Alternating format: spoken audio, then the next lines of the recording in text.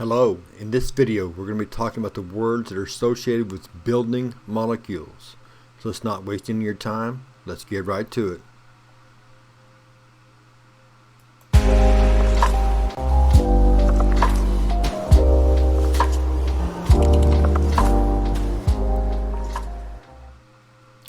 Now when we're talking about words that are associated with building molecules, what we really want to think about is kind of the big picture, long-term ramifications of what we're talking about. And these are going to be some of these words we've been using. The rest of these words that we're going to be really stressing in chapter 6, 7, and 8. Our 3-chapter walkthrough as far as a journey on creating energy or having energy to use for all the things that the cells need to do. So as we look at our list, one of them, dehydration synthesis, we've been using since chapter 3, and we will continue. And once we look at 7 and 8, we'll say those words a bunch of times. But dehydration synthesis, the idea of building molecules, taking those monomers, and through the process of releasing water, making those either disaccharides, lipids, triglycerides.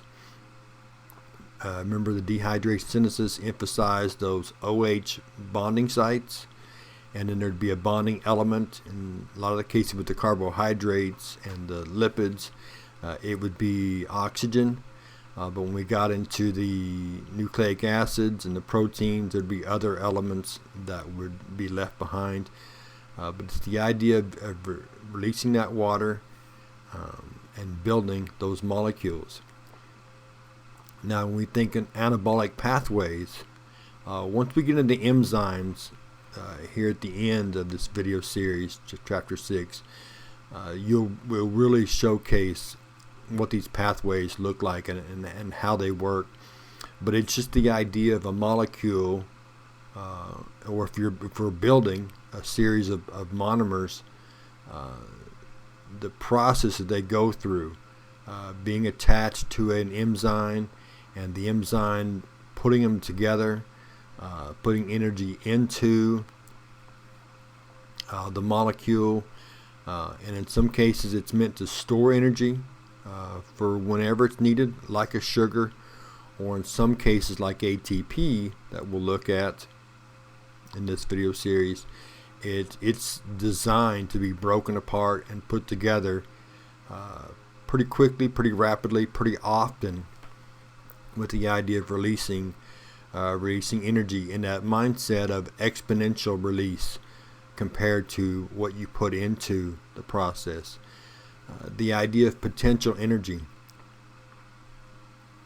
the idea of those enzymes putting energy into the molecules, whether it's meant to be a long-term storage in a cell's reference, long-term anyway, or quickly to be released. But it's the idea of having energy inside those molecules, and they're inside the bonds. In between the bonds is where that energy is.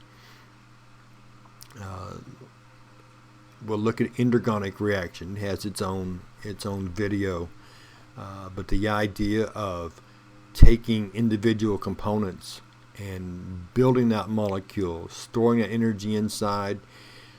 When we look at the endergonic exergonic graphs, it'll really showcase what we're talking about. Endergonic reactions have more energy inside of them when they're done, so they've got that.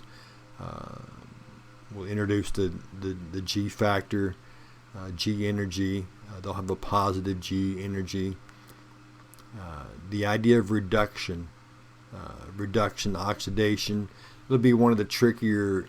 That tends to be kind of a trickier, higher mental capacity process. But it's the idea. What makes it so difficult is the word reduction. You're actually gaining something, but it's called a reduction because it's the energy level that's being. If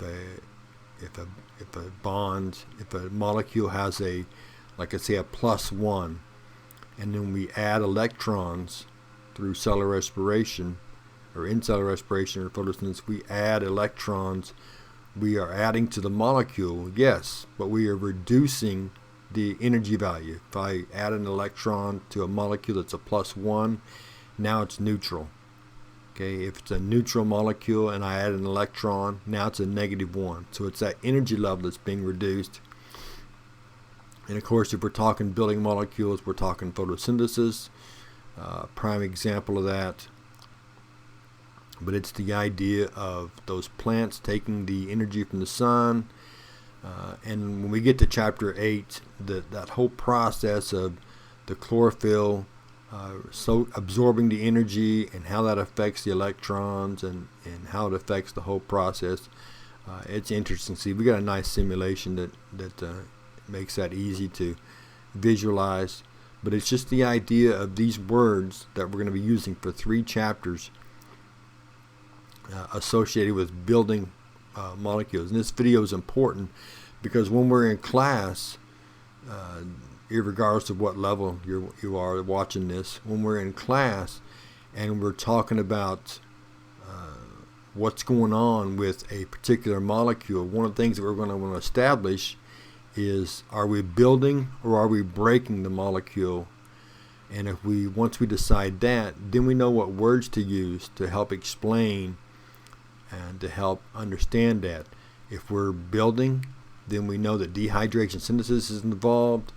We know the metabolic pathway is an anabolic pathway. We know that we're storing potential energy. We know that an inorganic reaction is a part of that. We know that we're reducing the overall energy level because we're adding electrons. And of course, photosynthesis is a main example of all these. But that's the purpose of setting these word sets, is so we can understand and talk about what's happening in a way that is understandable and easy to digest.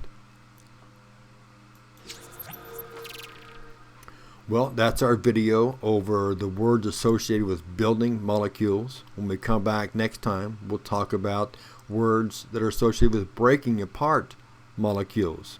We'll see you then.